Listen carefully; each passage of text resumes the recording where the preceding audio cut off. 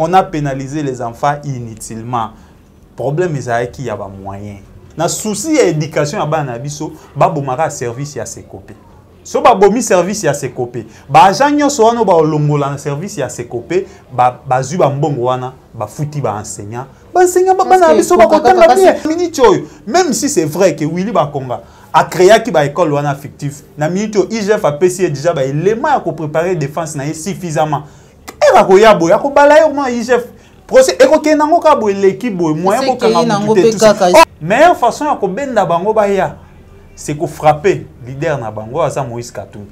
Quand on lâche ces trucs et qu'on faire paniquer Moïse Katumbi, pour qu'elle se protège, il faut adhérer à l'union sacrée. Si vous n'êtes pas dans l'union sacrée, vous êtes victime. Ce que pour Tali, c'est une il y a arrestation, il y a encerclement, il y a nini, il y a menace, il y a convocation. Tout ça, c'est seulement pour les gens qui ne sont pas de l'union sacrée. Concernant les Moïse Katumbi, c'est juste un montage pour que Luka intimidé, qui a s'engagé officiellement dans l'union sacrée.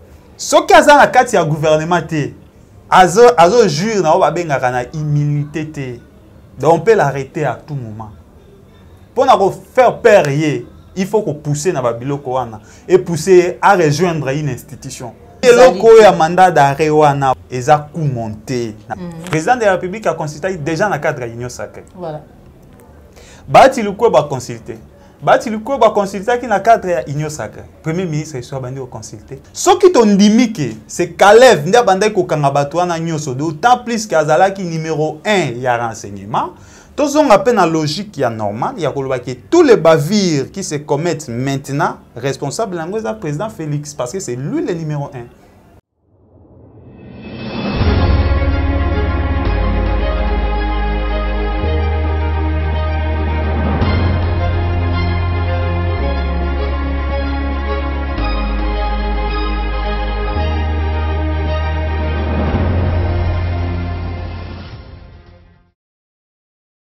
Mbote na bino bandeko balandi ya Plus Clair Télévision, la chaîne de vérité. Vous allez belé ba besoin libaku ya kolanda biso surtout au côté biso na banda kuna bino mukolwa lelo.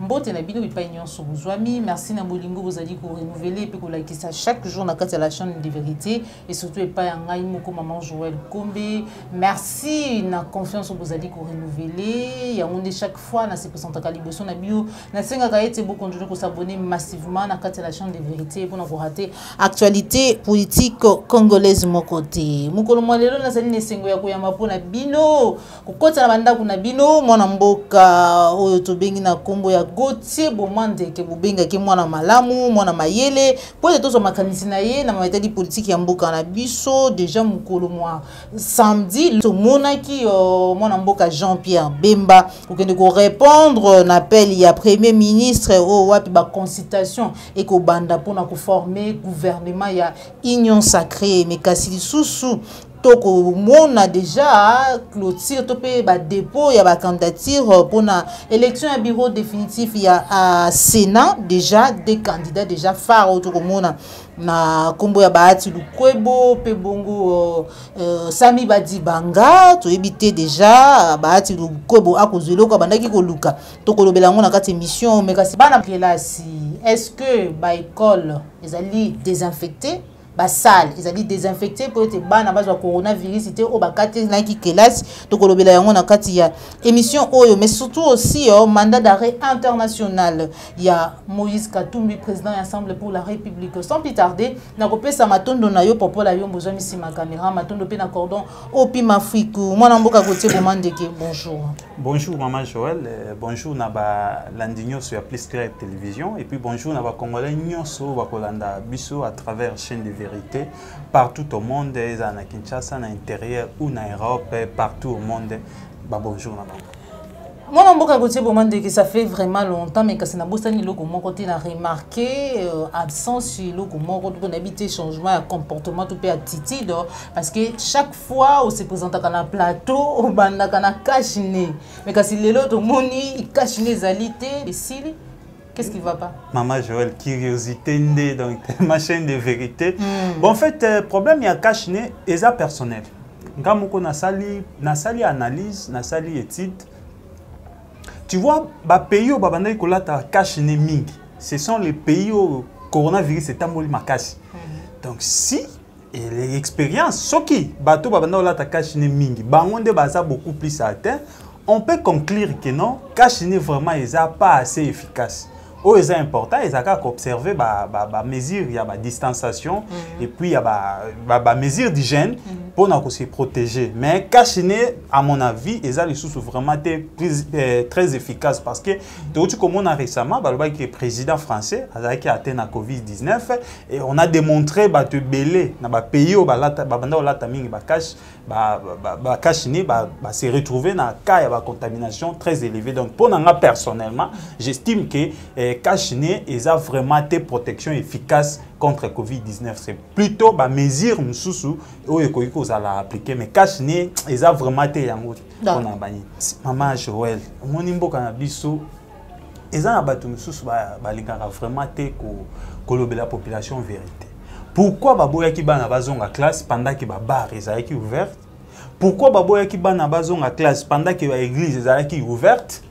Pourquoi baboya ki bana bazonga classe pendant que na ba transport bazonga ki ndenge tozonga ka donc ndenge zala liboso ke bo fanda 4 na baba et puis maman Joël ce que OK autre chose tu vois ce que ça li tozana Kinshasa pour batu baebi Kinshasa bien ce qui bozana Matadi Kibala ozozo transport okende côté ya ba mitendi kuna na ba Kasangulu na ba IST wana o babengaka ketch batu bazo fanda na 7 na 4 wana. Or normalement c'est 4 na ba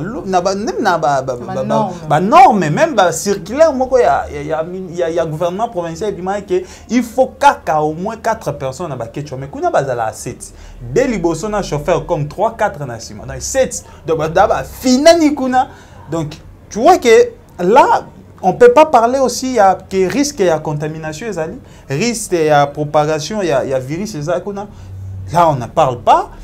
Na ba manifestation tout le monde récemment ba manifestation politique oh ba bengi batu ebele tout ça il y a pas eu transmission il y a COVID-19 seulement avec les enfants maman ezali nango te pona bana ba élève te on a pénalisé les enfants inutilement problème ezali qui y a ba moyen au vérité eza problème il y a ba moyen.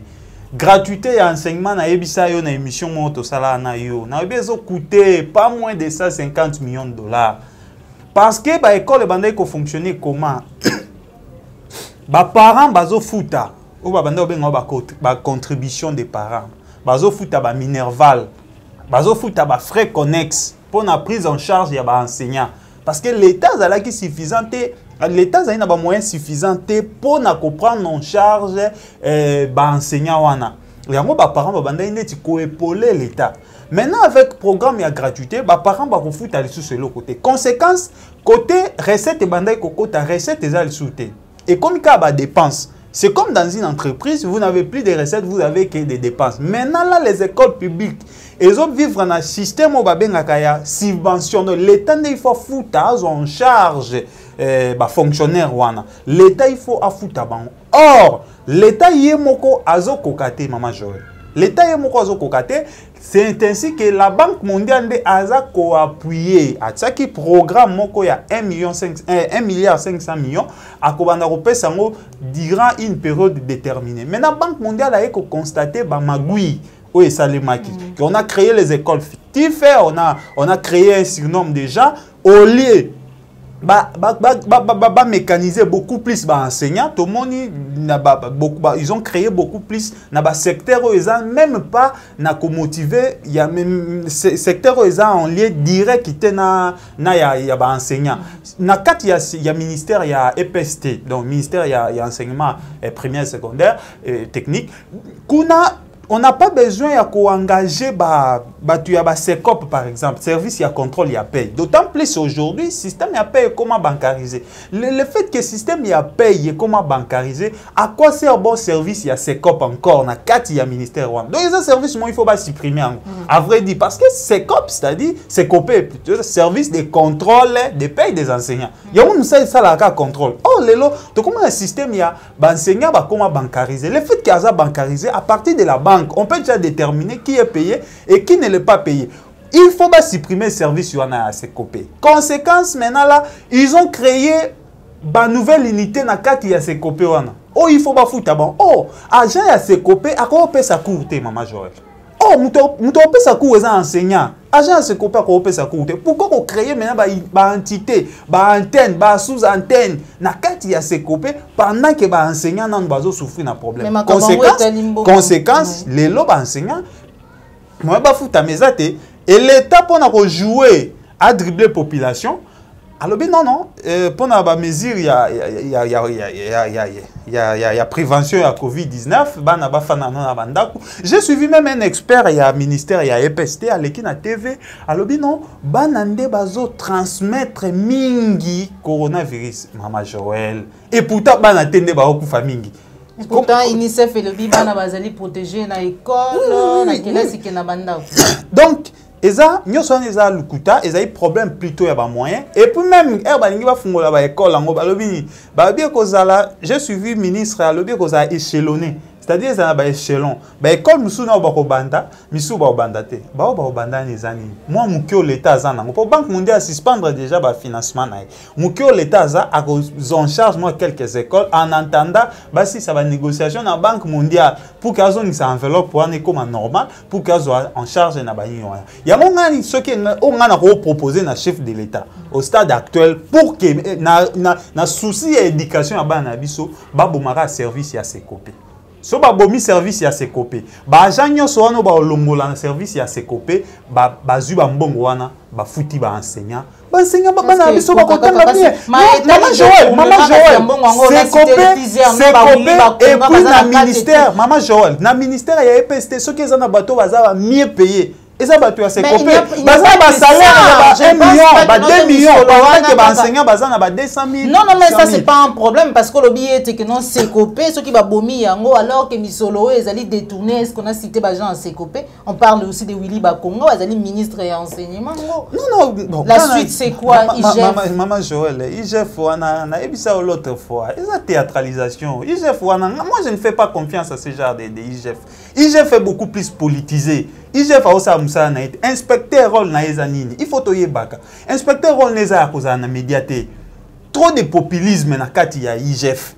Tu vois IGF a une tumura sali ba enquête na dans na silence. Azu rapport na e APC yango na ministère de la justice. Bofandika bo ministère de la justice a saini a bengi mutu a se justifier sans même se rendre compte. Maintenant quand vous dites ça, quand conséquences ces années, IGF a ça la populisme on a la publicité wana. Bah concerner qu'est-ce qu'ils vont faire? Ils vont monter des stratégies pour contrecarrer déjà l'union IGF APC. C'est-à-dire ça le côté qui déjà stratégie au Kangam. On a minute même si c'est vrai que Willy Bakonga a créé qui ba école wana fictif. Na minute IGF APC est déjà ba élément pour préparer défense na suffisamment. Et ba ko yabo ya ko balayer moi IGF procès et ko kenango ka bo l'équipe bo moyen ko kanga tout ça. Oh ce qui ça là qui on a silence. À ça là on a silence Willy Bakonga fandi bo ebité un jour ba bengi e ka papa. O ezabo ezandeni la kisabi so clair. Mutabando beta munoko. Ce qui so asala imabe bukangiye. Mais IGF maintenant dans la théâtralisation, dans le populisme, dans la médiatisation. Oh ils ont rôle ya IGF. IGF a comme le roi acteur politique moko na kati ya société. Or musala neza inspection à vérifier qu'est-ce qui était prévu à être fait et qu'est-ce qui n'est pas fait. Voilà musala IGF. Merci beaucoup. Malheureusement ba enquête nyonso ezala sala makana mboka na biso na to mona pe moko petit aboutir ba bazali ko kangaka pona corruption na autre chose on a ba tchema boko lelo lobby kuno ka toze la pe ya camera pour to moni ba messe pe sala mi belé na ebité mukuni ni to mona pe ba sala nzambe ba pasteur pe ba sali ta musu messe moko ba sali messe koto ba sali messe koto pona koluka kimia na partie est ya mboka na biso surtout ba ndeko ba okufa donc c'est vraiment triste. Nous on va continuer à dénoncer mon mboka Gauthier Bomandeke mandat d'arrêt international contre Moïse Katumbi boka kizeye na maitali ba vente ya ba uranium. Ce qui est kokene musika to ezaka théâtralisation ningo uju koloba. Bon maman Joël mais façon nanga ya kolobelango nangina ke na on a deux volets. Premier volet eza sur le plan officiel.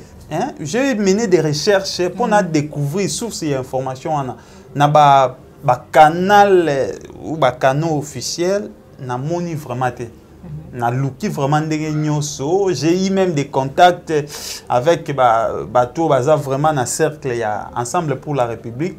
Ba bisinga non jusque là na niveau na biso nan bayeli bango te. Mais nazolanda on kana à travers ba réseaux sociaux.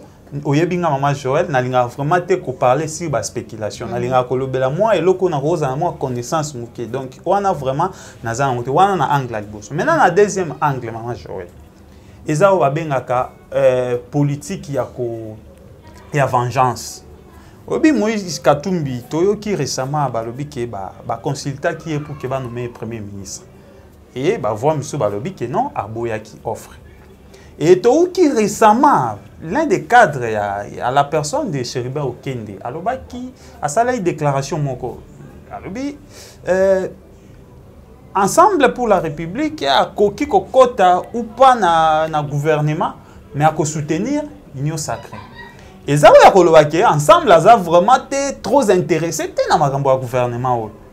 Le fait a trop intéressé, meilleure façon à benda bango baya. C'est qu'on frapper leader na bango à Moïse Katumbi. Quand on lâche ces trucs et qu'on faire paniquer Moïse Katumbi, pour qu'elle se protège, il faut adhérer à l'union sacrée. Non, adhérer totalement. C'est-à-dire qu'il y a une réserve, oui. Il y a une réserve. Parce que jusque là, Moïse Katumbi, il y a une logique qui a accompagner, qui soutenir. Et non, il y a travailler. Logique est claire. Moïse Katumbi ne va pas travailler. Mais il va simplement accompagner et puis soutenir. Or, il y a des gens qui à travailler vraiment officiellement. Meilleure façon que monter pour intimider. Parce que les logiques si vous n'êtes pas dans l'union sacrée, vous êtes victime. Si vous n'êtes pas dans l'union sacrée, vous êtes victime. Ce que pour Tali, il y a arrestation, il y a encerclement, il y a nini, il y a menace, il y a convocation. Tout ça, c'est seulement pour les gens qui ne sont pas de l'union sacrée. Alors, je me pose toujours la question, est-ce que dans notre République, tous ceux qui sont dans l'union sacrée, ne sont pas saints, et tous ceux qui ne sont pas dans l'union sacrée, ne sont pas démons? Point d'interrogation. On est dans la question, Congolais, il faut apprécier, chacun répondre de sa façon. Mais, la deuxième observation concernant le Moïse Katumbi, c'est juste le montage pour que Lukaba intimidé, qui a s'engagé officiellement dans l'union sacrée pour faire décoller. Mais tant que vous officiellement pour la consultation, qui consultation, nous sommes la procédure, nous sommes la union sacrée, Moïse Katumbi a participé. Parce que tant que officiellement, donc il y a comme Bimanaya, Bimisa Moutounde de Moni, Jean-Pierre Bemba qui fait consultation à ma nomination à premier ministre. Il y a gouvernement à union sacrée. Non, Maman Joël, Moïse Katumbi, on veut lui plonger dans la gestion ya mboka. Pourquoi on veut lui plonger dans la gestion en Mboka, Maman Joël? Parce que c'est un candidat de poids et de taille dans l'élection en 2023. Qu'on le veuille ou non, s'il y aura 3 candidats ou 4 candidats dans la liste de l'élection, ceux qui ont la première terre, ont la deuxième. Ceux qui ont la première terre, ont la deuxième. À moins qu'il y ait possibilité. Mais ceux qui ont postulé, maintenant, meilleure façon, il faut accorder dans la gestion pour qu'il y ait un argument. Yakoloba en 2023. Non, au travail à qui? Mais lui, il ne veut pas travailler parce qu'il a ses ambitions à lui. Maintenant, on veut lui faire travailler des forces. Conséquence, au stade actuel, Moïse Katumbi n'est ni député. Hein, Maman Joël? Aza député, Aza sénateur. Ce qui a la carte du gouvernement, Aza jure na immunité. Donc on peut l'arrêter à tout moment. Pour nous faire perdre, il faut qu'on pousse dans Babilo Koana et pousser à rejoindre une institution. Elle a rejoindre une institution à comme une humilité. Ministre, député, bakangara été le roi Moutinyoso. Ngana oso to sa ima be baroya bakangi biso malamo. Mais député ton ministre, il faut procéder. Et ça va c'est autorisation. Il faut pas qu'il y ait un parlement, to bureau ya parlement va autoriser ne ba bakangi. C'est dans ce sens ba olinga ba pousser Moïse Katumbi na logique wana. Qui a accepté le Komoko. Connaissant Moïse Katumbi, bon, Moutoupe Kara Chanzaka ou Moutoussou, c'est la même.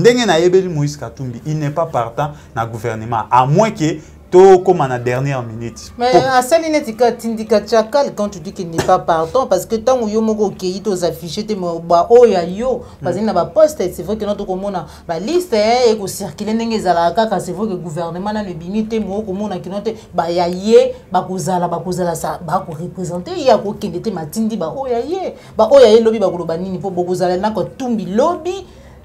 Alors que ma monsieur va vous samba to ba défendre mai basala ki lobby ezalande Sami Badi Banga azalaki na IDPS na kenda le premier ministre Kabila même si ba yebisa omoni mama Joël eloko o rattrapera biso ezatan oko sa batu na pour un temps mais oko sera batu éternellement. Sami Badi Banga on nous a présenté qu'il a quitté l'IDPS tout le monde qui est premier ministre à Kabila. Mais aujourd'hui, il a ticket à IDPS. Dans l'Assemblée nationale. Sami Badi Bangazana. Finalement. Dans la liste des informateurs, qui est Sami Badi Banga? Il était parmi, dans le bureau, il y avait informateur. C'est-à-dire, il était toujours avec l'IDPS. Mais quand Sami Badi Banga a travaillé à ce moment-là, est-ce que gestion à Sami Badi Banga, on a reproché à Félix Tshisekedi? Non. C'est ça être visionnaire. C'est ce que Moïse Katumbi fait. Il sait que s'il entre, on va le mêler dans la gestion. Mais s'il envoie ces gens, ça c'est une bonne vision. Ça c'est une bonne vision. Il y a vision politique. Il y a vision politique parce qu'il est en train de voir. Non, à vrai dire, il est en train de voir qu'il est au Moroté à bien au Salem. Maman Joël. C'est comme un terrain à Yézali, à Kobanga, de l'autre part. Il y a mon lobby loko ya mandat d'arrêt wana po nanga eza coup monté na batu moko boye. O ba ngi ba kotisa ye aluka humilité. Humilité on a ko na ba institution et non libanda institution. Nenga za na so ba kanga ye lelo ba kangi. Mais sur la carte institution, il faut procéder, il faut négociation. Il faut autorisation. Déjà, Jean-Pierre Bemba Keyi, vous allez consulter par le Premier ministre pour calamité gouvernement Sengele Bima. Analyse na yo qui dépendait na mbangu na banze ezali moko ya ba boyo ba Keyi peza liboso na mbangu nyonso. Mama Joël. Comment na mboka moko? Na eloko moko. Boko créer 3 consultations. Il y a une hésitation té. Neloko moko na mboka moko boko créer 3 consultations. Président de la République a consulté. Président de la République a consulté déjà dans le cadre de l'Union sacrée. Voilà. Bati Luko ba consulté. Bati Luko ba consulté qui dans le cadre de l'Union sacrée. Premier ministre soit bandi au consulter. A consulté dans le cadre de l'Union sacrée. Maman Joël, pourquoi faire perdre temps à la population tout ça?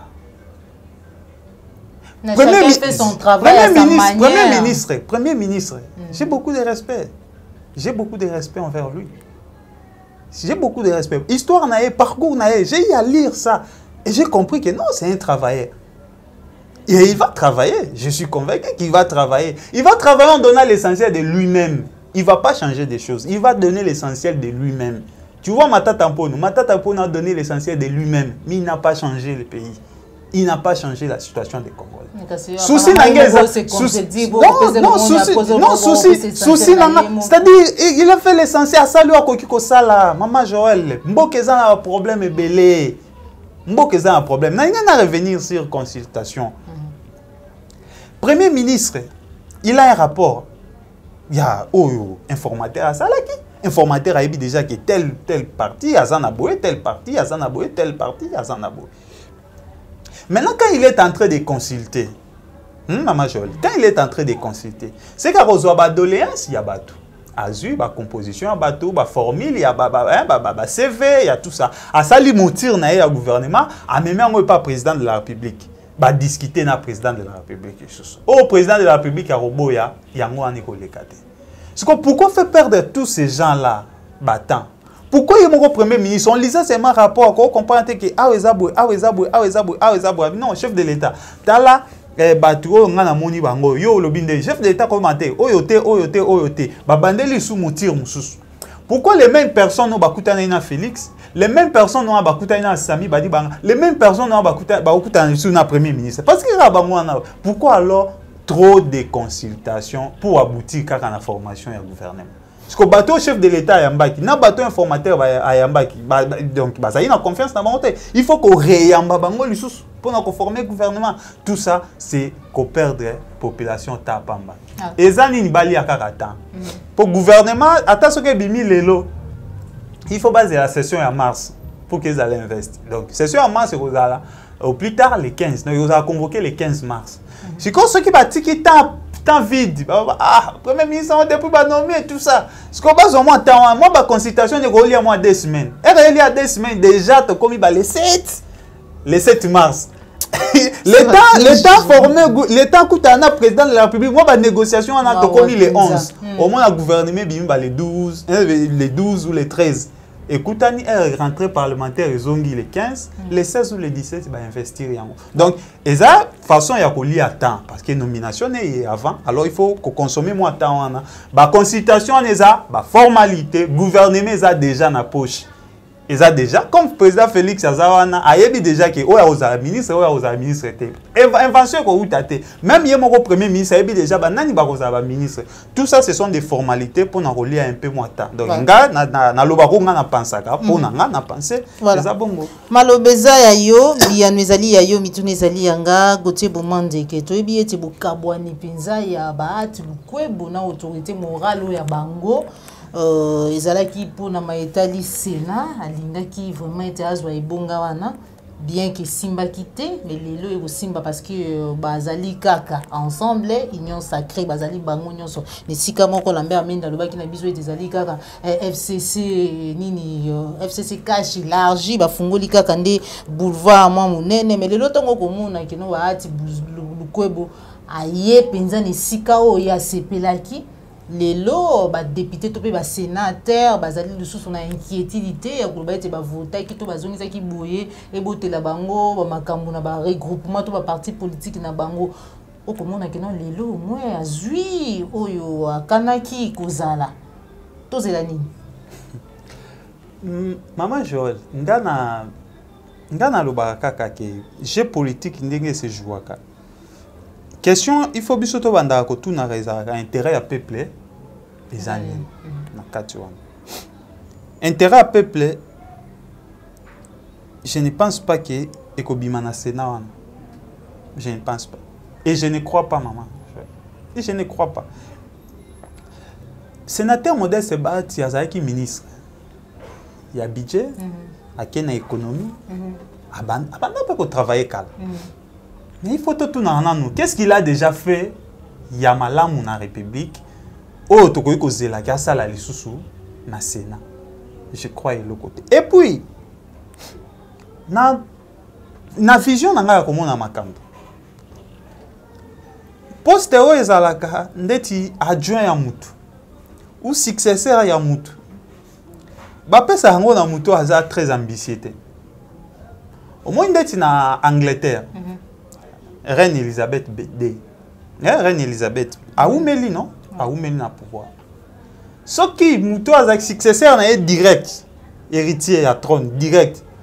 Azaï trop ambitieux. Alinga aboma jamais wana. Alinga bareye pour avoir beaucoup. Attention, ils ont un poste stratégique na mboka. Oh, vous ne pouvez pas donner à des ambitieux. Quand je parle des ambitieux, les bateaux balingara pouvoir, oh balingara toujours. Attention, attention, attention. J'appelle les sénateurs. Na ba responsabilité na ba. Nous voulons token na mboka na biso si to comme en 2023 to organiser ba élection. Pour gagner, à gagner. Élection au Salema major. Élection au Salema. Ce que l'élection au Salema té, c'est une violation grave de la Constitution. Ce élection au Salema té, c'est une violation de la Constitution. Est-ce qu'ils est à la té? Qu'est-ce qu'on va nous expliquer? Bisoto yebi que ligne budgétaire est établie que chaque année il faut le gouvernement réserver montant moko pour la CENI pour qu'il organise l'élection. Nous attendons les élections en 2023. Voilà. Donc c'est ça. Alors les ambitieux, il faut pas couper Sarabango. Ba poste il y a succession. Ba poste il faut succéder mutu. Couper Sarango ba ambitieux. Parce qu'ils sont prêts à tout pour accéder à ba poste. Je n'ai cité personne, na tangi comme mutu. Voilà. Côté Boumandeke, tokomi presque na soki émission na biso mais tozali comprendre te ebele ya bakongomani vraiment bakocomprendre te tokomona président ya FIFA ayaki awa na Kinshasa Varese numéro 9 apesi yango Fachi bakomi Félix akepe kaka na même Varese ya couleur rouge je crois rouge bordeaux 9 pe kaka apesi yango Kagabi akotango na yebi te eza batrophée to eza nini bakobongisa nini mpona bana mboka intérêt ya bana mboka na Varese wana ya numéro 9 wakopesaka président africain na yebi te c'est ekomema biso changement ou quoi? Maman Joël nana koloba sport eza nango mabe te sport eza mabe te sport eza mpona d'abord kopromouvoir bamboka ebele mpe sport esala bolamu na bango ndeti Brésil tu vois un peu sport eza mabe te tokoki koboya te et promotion ya jeunesse mpe toboyi te mais nga place nde nazomituna mwa question moke eza comment président mpena ya FIFA akoki kolongwa alongwe kuna epa na ye aye ntina mboka na biso juste ka basolanga na chef de l'état makambo ya tournée interscolaire bakoka kosola na telefone te Maman Joël bamaka mosusu est-ce que téléphone visioconférence bakoka kosola ngo te il fallait kaka ayati wow. Et puis autre chose Maman Joël est-ce que pendant la minute au peuple congolais a besoin interscolaire tokenda tozonga tous a besoin mai ekomi pasi na Kinshasa Maman Joël mai ekomi pasi bato bazotamona ba bidon des kilomètres baza na capitale bato baotamona ba bidon ya mai des kilomètres kutu bakoko bayoki babi mai yango baolinga bakaba yango babi bon malamu tokomisa bosu pasi koleka peuple azozela mai peuple azozela interscolaire te tourna interscolaire ezali na cadre ya ba gymnastique na cadre ya ba exercice physique nde biso banda osala ngo ekolo baobeta na ekolo yango bana baotanga te corona football ezalaka formé na ba école de foot interscolaire ezalaka babenga yango loisir ezalaka te pour préparer mutu abima grand joueur bapréparake na école cadre ya loisir et mutu tolingi toforme ke lobi comme une grande personne na société. Sur le plan scientifique, on ne peut pas le faire croire encore rêve moussousou ya football. Soit tu es dans le sport, soit tu es dans la science. Or, science na sport, et bien là, on a raté, Maman Joël. Dans l'école de foot, ça a une notion minimum, il y a vie, une notion minimum, il y a éducation. Et maintenant, on va former dans l'école de foot, on va former un physicien.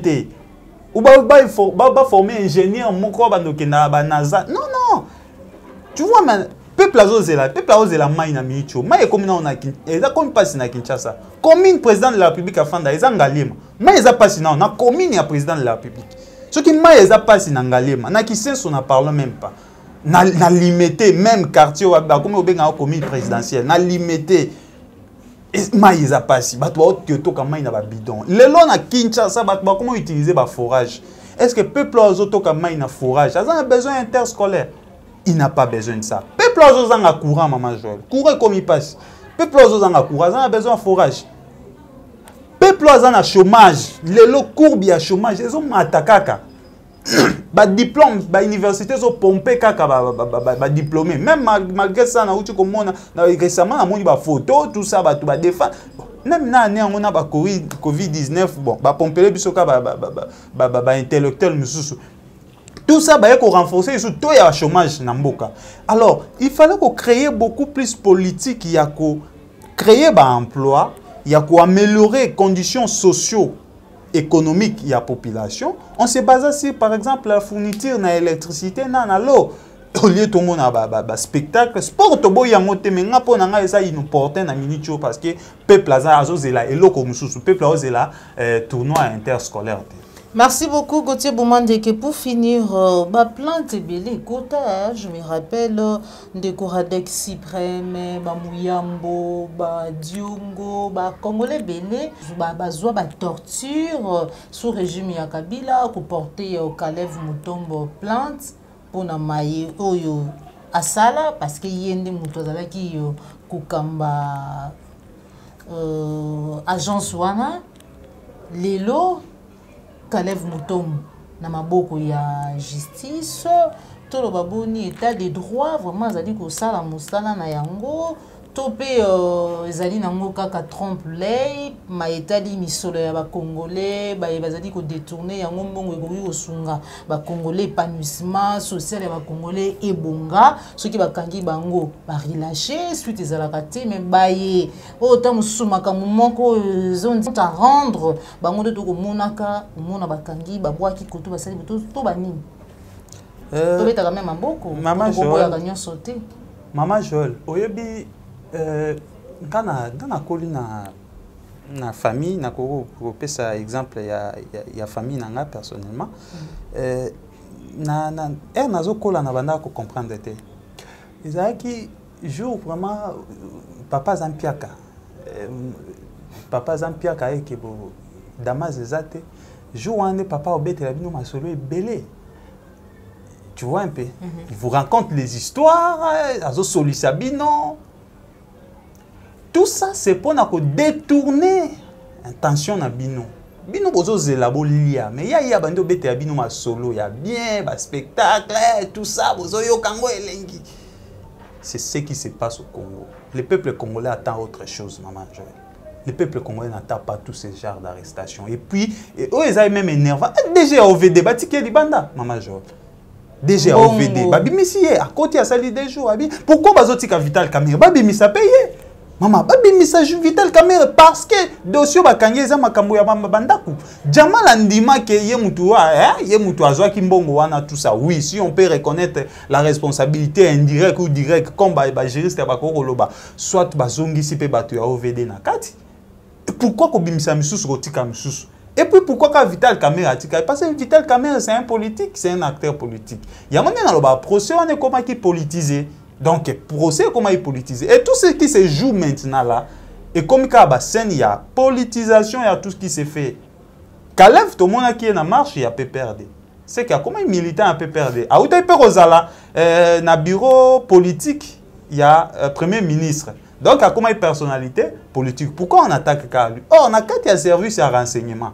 Bien que Nazar mutu ya service on a été mais na ce que je sache ezana o ba bengaka ba département ya sécurité intérieure, département ya sécurité extérieure, na département mususu za ce qui ya nini wana na trois départements il y a des responsables dans chaque département. Muta sécurité intérieure azotala nyonso ezana kati ya mboka mabe ou malamu ce que loko zo se préparer yende mutu azandi tout ça. Alors est-ce que vraiment lelo na mboka na mukolo lelo on ne refuse pas, c'est Kalev qui était le responsable numéro 1 de l'ANER. Est-ce que Kalev qui était allé kokanga Franck Diongo ou Mouyambwe Panaye a memi etina nini ya ANER? Ce qui t'ont dit que c'est Kalev nda bandai kokanga batouana nyoso d'autant plus qu'azalaki numéro 1 ya renseignement. Tous on appelle la logique qui est normale, il y a que tous les bavires qui se commettent maintenant, responsable l'angoisse président Félix parce que c'est lui le numéro 1. Donc à l'époque, c'était China Rambo Mukamat et donc il s'engage les bazoyer. Oui. Normalement. Okay. Non, c'est ça logique. Bon, voilà. Donc moi je pense. Ouais. Aux ala qui lésent na ba droit na yo, il faut porter plainte. Jean-Claude Mouyambo, na mona qui plainte na bango. Mais plainte na bango, il faut pas porter muto à kangaki.